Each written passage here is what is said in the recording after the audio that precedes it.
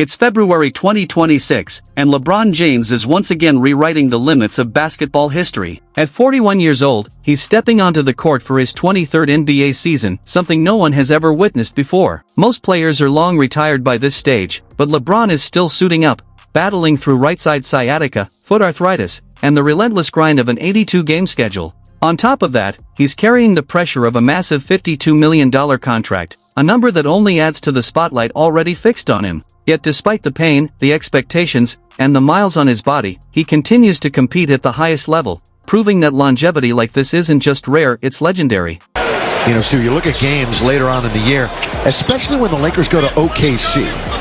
You know, we really haven't seen OKC. We're going to go to their... And while all of this is happening, the media keeps pushing the same storyline that piling up more points, rebounds, and assists automatically seals his case as the greatest ever. But behind the bright studio lights and polished debates, a different conversation is quietly brewing high in the Lakers' upper deck. Some fans are beginning to wonder if the mission has changed. The belief creeping through those nosebleed seats is simple and blunt. This no longer feels like a championship chase. Instead of rings, it looks like records. Instead of banners, it feels like box scores. Fair or not, the growing perception is that LeBron isn't chasing titles at this stage, he's chasing numbers that will live forever on a stat sheet. Star's not one of them yet. Oh, there it is. Triple-double. There it is. Now he looks to JJ. Get me out of here. Time out. Yeah, exactly. I'm done. It's almost like the people behind the Laker bench know the stats as well. Some critics say he's chasing something he can never truly reach, a shadow that only grows larger with time. The longer he plays, they argue, the clearer the contrast becomes between LeBron's unmatched longevity and Michael Jordan's explosive dominance at his peak. While LeBron carefully manages minutes, battles injuries, and even waits for the possibility of sharing the court with his sons, others insist the real comparison was settled years ago. To them, the Jordan versus LeBron debate was never pure competition, it was brilliant marketing wrapped in barbershop arguments and TV ratings. So what does a 23-year career really represent? Is it proof of once-in-a-generation endurance and greatness, or a strategic stretch to stack career totals in a race he believes he can't win at his highest point? Now the conversation shifts to you. Are you siding with longevity or peak dominance? Drop your take in the comments. I find 40,000 points as a longevity record, an achievement, to be as astonishing as anything I've ever seen in the history of sports. It's virtually impossible to do, but he did it by extreme longevity.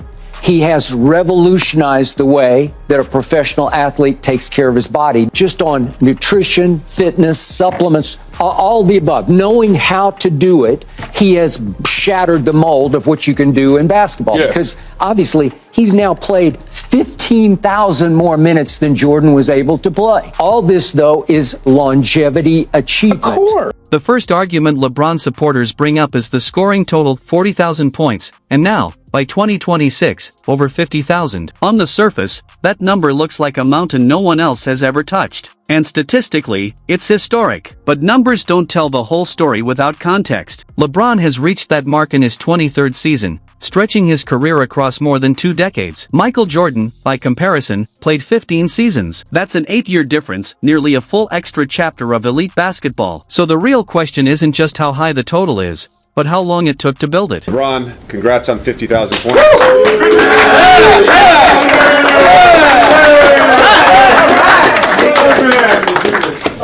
It only took you 22 years. It took more than 2 decades to reach that milestone, let that sink in. If you give a marathon runner an extra hour to cross the finish line, it doesn't suddenly make them the fastest. It just means they had more time. That's the comparison critics keep drawing. Michael Jordan captured 10 scoring titles in just 15 seasons, dominating the league in a shorter window with relentless authority. He didn't need 20-plus years to stamp his greatness. He arrived, seized control of the scoring crown, and held it with an iron grip. Fast forward to 2026, and LeBron is averaging around 21 points per game, still productive, still smart, but clearly in a different phase of his career. He's viewed as the experienced leader, the steady presence. Meanwhile, legends like Jordan and Kobe built reputations as ruthless competitors who attacked every game like it was personal. Now, in year 23, LeBron shares the spotlight with Luka Doncic, who is leading the league in scoring and driving the Lakers' offense. The narrative has shifted. LeBron looks more like a highly paid elite role player than the unquestioned alpha. And for many critics, that's the difference. They believe Jordan would have walked away before ever settling into a secondary role on a team. He's going to be 41. It's in his 23rd years. Stat padding his way to ignorant folks out there thinking that's going to make him the GOAT over Jordan, not realizing that most of the stuff it took him to do in 20 plus years, Jordan did in 13. We going to look at all of that stuff, and that's fine. Everybody's entitled to their opinion. I'm telling you where the hell I stand. Here's the stat critics say changes everything. Before Michael Jordan ever won his first championship, during his first 6 full seasons, he had only 4 games where he shot under 35%. That's not just good, that's relentless consistency. Now compare that to LeBron James. In the 2008 playoff series against Boston, LeBron hit that same number in one series alone. Over the first 6 games, he shot just 32%, struggling to find rhythm when the spotlight was brightest. Supporters will point to his youth at the time, but detractors argue that true all-time dominance doesn't dip that low in defining moments. When Jordan fell short early in his career, he wasn't fading, he was erupting. He dropped 63 points against the 1986 Celtics, a team many consider one of the greatest ever assembled. He averaged 45 against the bad boy Pistons, a defense so determined to stop him they created the famous Jordan rules just to slow him down. Meanwhile, critics still revisit LeBron's 2010 elimination game against Boston, when he scored 15 points with the season on the line before leaving for Miami that summer. Fast forward to the 2025-26 season, and the conversation has shifted again. At this stage, LeBron is battling injuries like sciatica and missed 14 games to start the year. The once Iron Man superstar is now carefully managing his availability, and for some observers, that contrast only fuels the dominance versus longevity debate even more. Just checked in for the first time. Now the physical toll is impossible to ignore. He's managing arthritis in his left foot, and every time the Lakers face a back-to-back, the injury report feels longer than the box score. Frustration is quietly building among fans who see a 41-year-old superstar occupying $52 million in cap space while Luka Doncic shoulders most of the offensive burden. The trade deadline has come and gone, the roster's still thin, and the flexibility limited because of that enormous contract and the added spotlight of the Bronny storyline. Critics argue the focus has shifted from banners to bloodlines. After a 110-119 loss to Oklahoma City, LeBron openly admitted the Lakers aren't built like a championship team right now, which only intensified the debate. Instead of chasing a 5th ring, some believe he's extending his career to share the court with his younger son, Bryce, turning one of basketball's most storied franchises into something that feels more personal than purely competitive. Are you seeing the gaps between like where they're at and the things they do well consistently versus like kind of the build that you guys are trying to put together? You want me to compare us to them? No, I want to know where you think though that like sort of as this team is on its like. That's a championship team right there. We're not. So I don't understand. What are the biggest things you think that are keeping this team as right now? We can't sustain energy and effort for 48 minutes, and they can. That's why they won a championship. To some critics, this phase doesn't look like a final chapter chasing glory, it looks like a retirement tour stretched across multiple seasons. They point out that when Michael Jordan returned with Washington at age 40, he still suited up for all 82 games, even as the spotlight followed his every move. LeBron, on the other hand, hasn't reached the 70-game mark in a season since 2018, largely because of mounting injuries and workload management. The debate spilled beyond sports talk shows and into pop culture, even surfacing during the Super Bowl 60 halftime show, where a lyric referencing J.J. Barea winning a title before LeBron struck a nerve with millions watching. Why did it resonate? Because it revisits the 2011 Finals, a series that still shadows LeBron's legacy. With Dwayne Wade and Chris Bosh by his side and championship expectations sky high, LeBron struggled late in games, averaging just 2.2 points in fourth quarters during that matchup. Meanwhile, Jordan's finals resume stands at 6-0, never pushed to a Game 7, and his scoring average actually climbed under the brightest pressure. Supporters argue context matters, but detractors insist dominance leaves no room for collapse. Using advanced metrics like game score, a stat designed to capture total single-game impact, Jordan averaged 28.3 in elimination games,